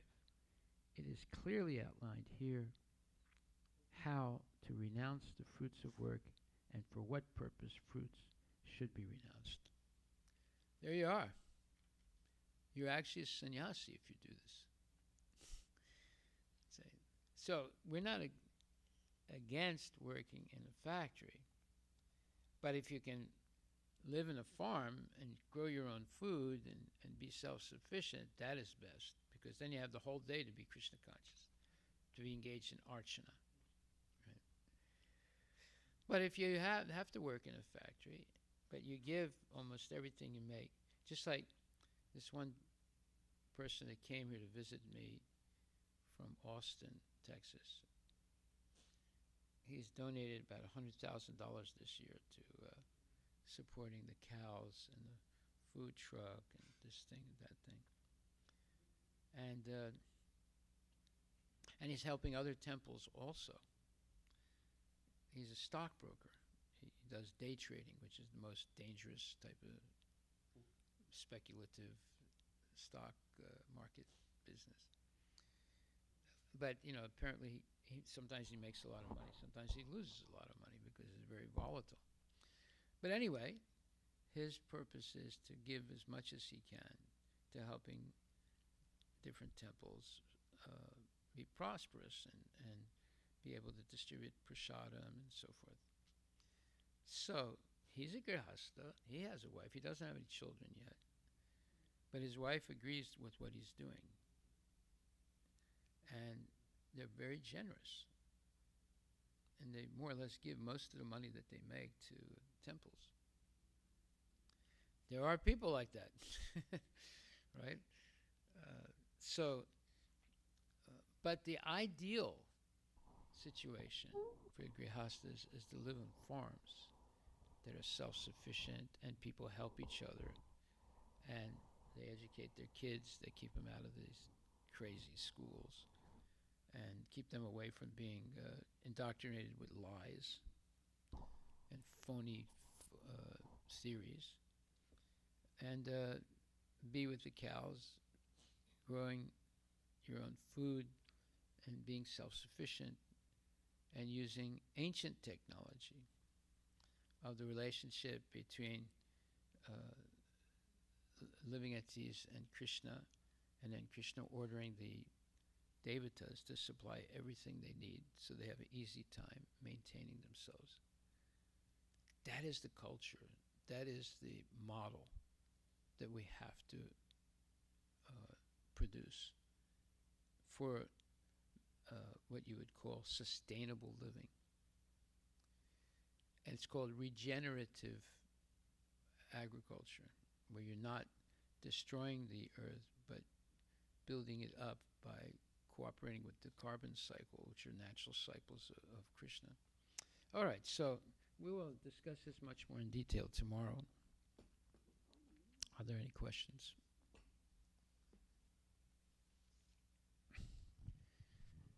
Maharaj, one. So you should read. You should read Canto 3, Chapter 9, verse number 17 for tomorrow. Yeah, go ahead. Maharaj, I'm trying to understand now impersonal basically. Impersonal means like which is doesn't have soul there. So it's what people think about that, like impersonal, like in our ISKCON. No, impersonal means there's no individuality. It's a it. It's not a person. Okay? So how Christianity and Islam visualize it basically means how they are impersonal religions. So how they visualize this, because No, let's not bring in Islam. Christianity, let's say. No, let's just talk about Mayavads. Okay, Mayavad. They are impersonalists. So if they say, you know, there's only one soul, that's Brahman. We just read that there's infinite number of souls in the Yeah. Brahman, right? So which one is telling the truth, the Mayavadi or the Vaishnava saints? You see, it's such a big difference between Mayavad philosophy and Krishna consciousness. So Mayavad people believe that it's one soul or Yeah, there's only one soul, Brahman. Brahman. Okay, but they consider it as a soul. Yeah, but it's impersonal. It's not a person. It's impersonal. Impersonal means there's no person there. There's energy. And, okay. All right? Everything is energy.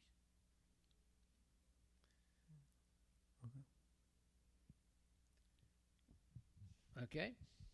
All right, we'll talk about this some more. I mean, it's hard to understand. Mayavad philosophy is complete nonsense. You know, you try and understand it, you get confused. But basically, everything they're talking about is energy, no people.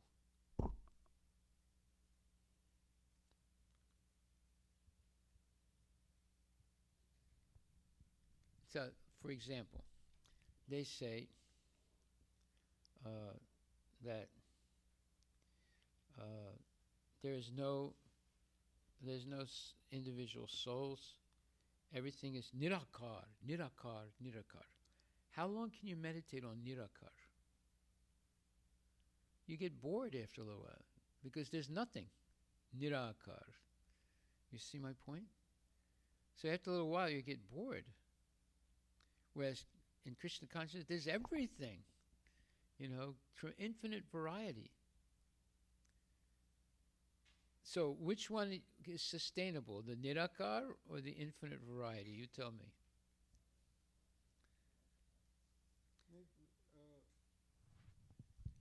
We are soul, and like through this body experience, we need somebody, or we means I think that not I think basically we must have come from somebody like us only. Yeah. So, and through this body experience, this life experience, we need love, we have emotions. That's our main asset, basically, by which we drive ourselves through life. Well, see, that is impersonal. We need love. What do you mean by that? So love we of need Krishna or love of some woman or some man? No, or so means like if we are surviving in this body right now, so one part we we're feel not. We're dying in this body. means the living part I'm saying here basically. So one is we are doing some work for our body.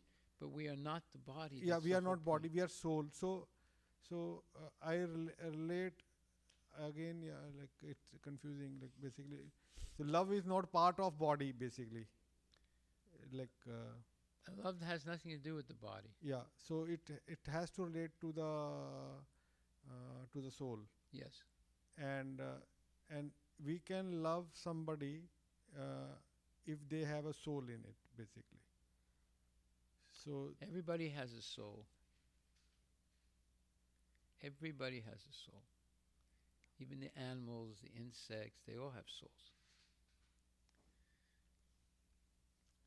So energy doesn't have a soul, means that What? energy, impersonal thing doesn't have a soul in it. Energy is something that does not have a soul. Yeah. You have energy in your body. Where's that energy coming from? It's coming from your soul. Soul, yeah. Right? Is the energy the person? No. No. So that means Brahman is also not a person. Just like you put gasoline in your car. Is your car gasoline? No. Gasoline is just a source of energy. And you use the energy to make the car run. So you're eating food to get energy to make the body, to maintain the body. But you're different than the energy and the body. And it's possible to reduce the food content to almost nil and still exist. That was exemplified by the Goswamis. They were hardly eating anything, but yet they were existing. So our whole concept of eating and getting energy and all that is misunderstood by most people. You don't really have to eat a lot to be alive.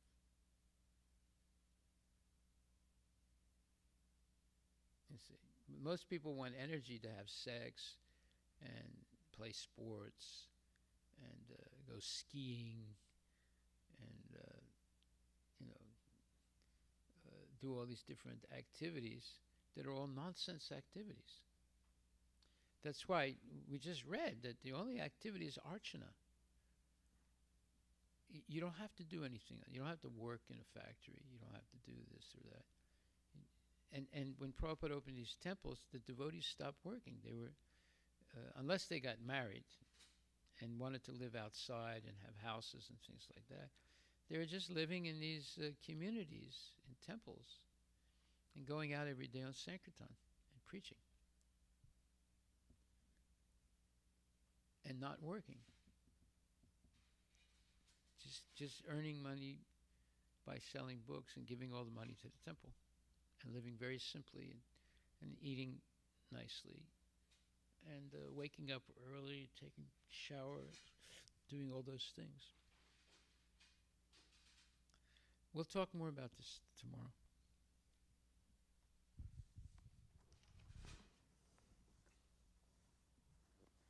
Srila Prabhupada.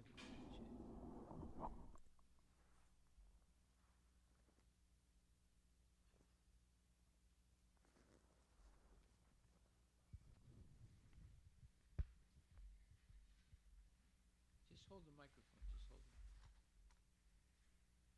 The thing might fall apart.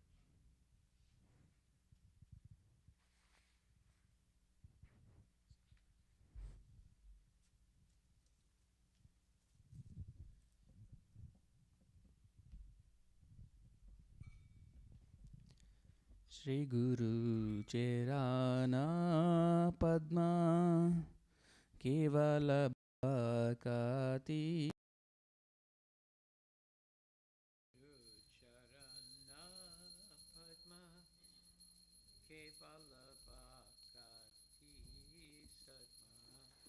Bandhamui Savadana Mate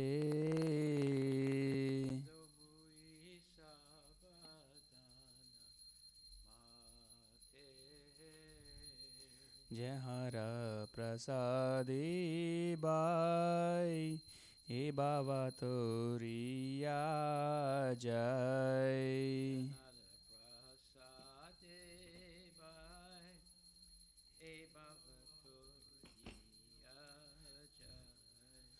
Krishna Prapti Hoi Jaha Hoi Te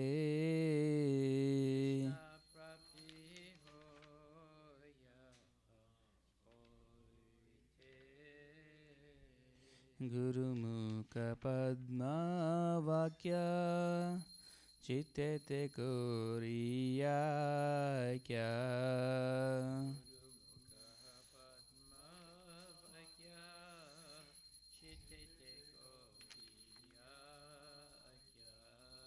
हरण कोरी हो माने आशा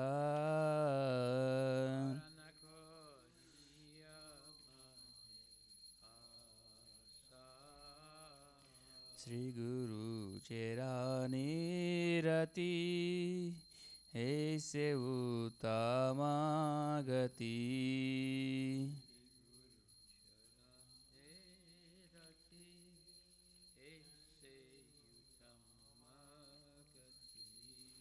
जय प्रसादे पूरे सर्व आशा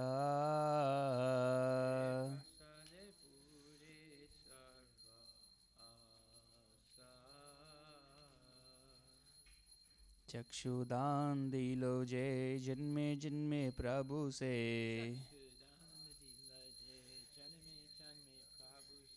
दिव्य ज्ञान हृदय प्रकाशितो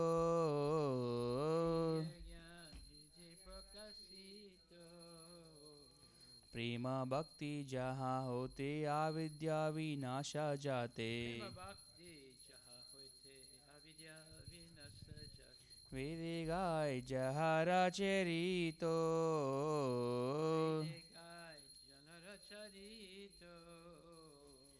श्री गुरु करुणा सिंधु आदम जैनारा बंधु लोकनाथ लोके राजीवाना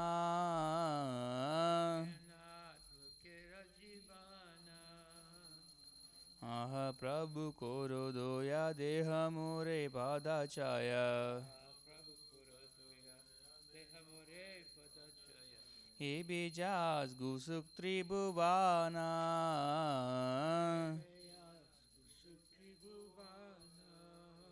लीला प्रभुपाद पतित पावाना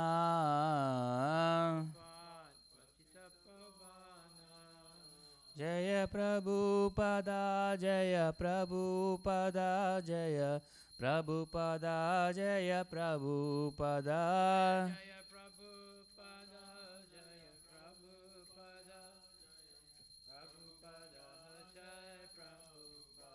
जय गुरुदेवा जय गुरुदेवा जय गुरुदेवा जय गुरुदेवा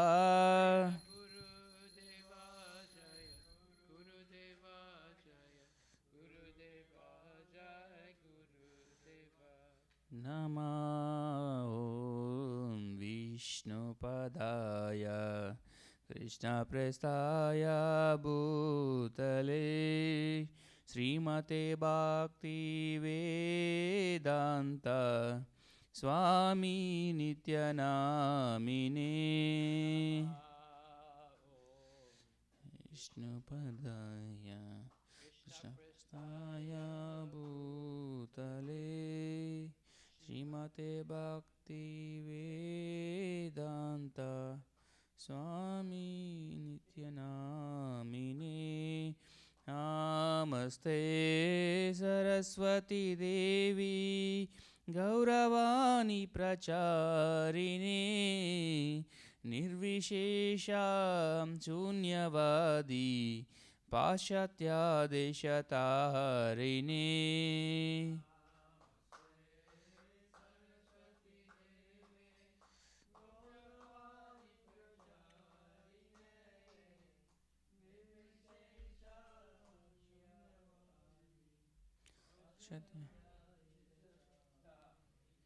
हे श्री कृष्ण चैतन्य प्रभु नित्यानंद श्री अद्वैता गणधर श्रीवासदि गौर भक्तवृंदा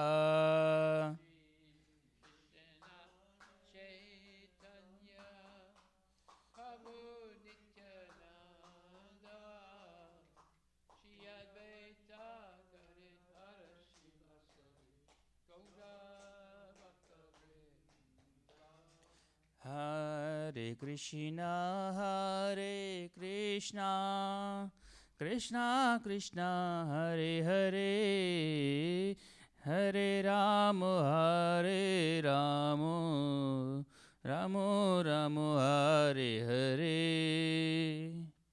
Hare Krishna, Hare Krishna, Krishna Krishna, Hare Hare, Hare Rama, Hare Rama, Ramo Ramo, Hare Hare. Nitya Gaura Hari Bol, Hari Bol, Hari Bol, Nitya Gaura Hari Bol.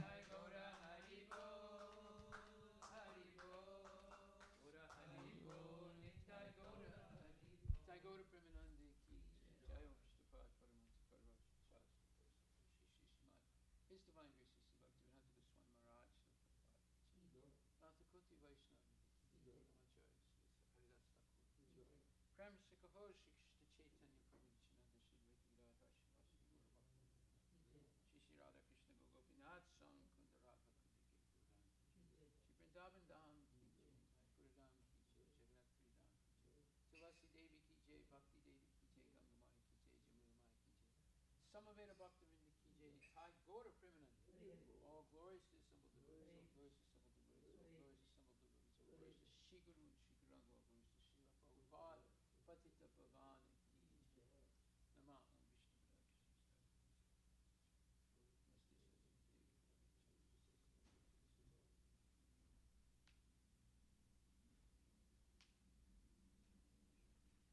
The Lotus Tree Master, service. I bow to his lotus feet with great reverent reverence. By his grace, one can cross the ocean of material suffering and obtain the mercy of Krishna. My only wish is to have my consciousness purified by the words emanating from his lotus mouth. Attachment to his lotus feet is a perfection that fulfills all desires. He opens my darkened eyes and fills my heart with. He is my Lord birth after birth. From him ecstatic prema emanates. By him ignorance is destroyed. The Vedic scriptures sing of his character. Our spiritual master is the Vaishnava mercy, the friend of the poor and the Lord and master of the devotees.